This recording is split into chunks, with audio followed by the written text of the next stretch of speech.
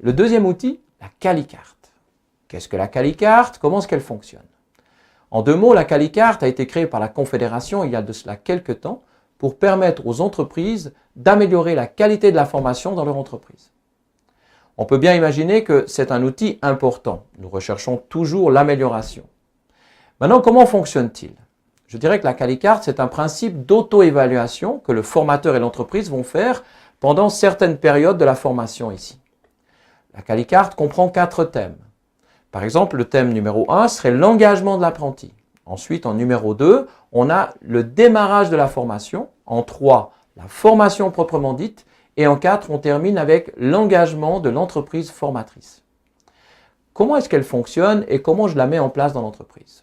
Je crois que le mieux, ça serait un petit exemple.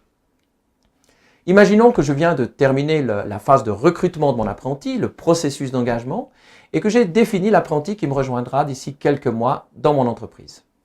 Maintenant que j'ai terminé, c'est très bien, le processus d'engagement étant terminé, je prends ma Calicarte et je vais m'auto-évaluer. C'est très facile, il y a des questions tout à fait pertinentes par lesquelles je vais répondre par des petites croix en disant atteint, pas atteint, amélioré, etc.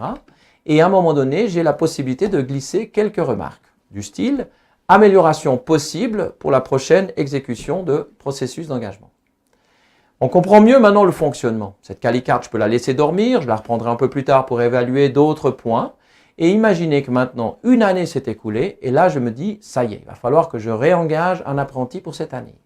C'est très simple, je vais ressortir ma Calicarte, je vais regarder quels étaient les points d'amélioration et je vais en tenir compte pour mettre en place un nouveau processus d'engagement.